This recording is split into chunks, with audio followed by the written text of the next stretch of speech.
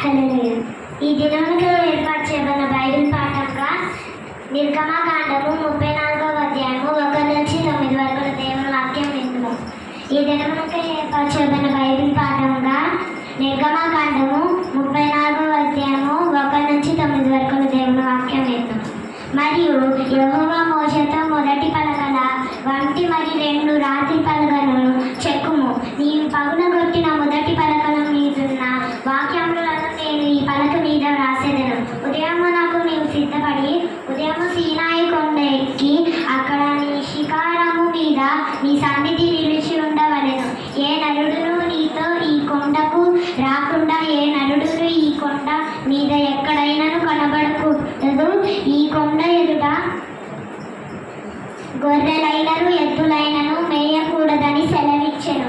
కాబట్టి అతడు మొదటి పలకల వంటి 2 రాతి పలకలను చెక్కెను. మోషే తనకు యెహోవా ఆజ్ఞాపించినట్లు ఉదయమందు పెందల కాడ లేచి ఆ 2 రాత్రి పలకలను చేత పట్టుకొని సీనాయి కొండ ఎక్కగా మేఘంలో యెహోవా దిగి అక్కడ అతనితో నిలిచి యెహోవా అను నీ నామము ప్రకటించెను. అతని ఎదుట యెహోవా అతని దాటి వెళ్ళుచు యెహోవా కనికరము దయ దీర్ఘశాంతము విస్తారమైన కృప సత్యము గల దేవుడైన యెహోవా ఆయన వేయి మందికి కృపను చూపుచు దోషము అపరాధమును పాపమును క్షమించు గాని ఆయన మాత్రమును దోషములను నిర్దోషముగా ఎంచక 3-4 తరములకు తండ్రుల దోషమును కుమారుల మీదికి రప్పించునని ప్రకటించెను. అందుకు మోషే తర్వపడి నేల వరకు తల వంచుకొని నమస్కారము చేసి ప్రభువా నీ మీద నాకు కటాక్షము కలిగిన ఎడల నా మానవి అలంకరించుము.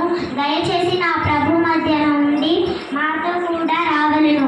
మీరు లోబడ్డారని ప్రజలు మా దోషమును మా పాపమును క్షమించి మమ్మను స్వస్థముగా చేసుకొనును. పాపము క్షమించి మమ్మల్ని సత్యముగా చేసుకొనెను. ఈ దినముగా ఏర్పాటు చేయబడిన బైబిల్ పాఠం సరైనది.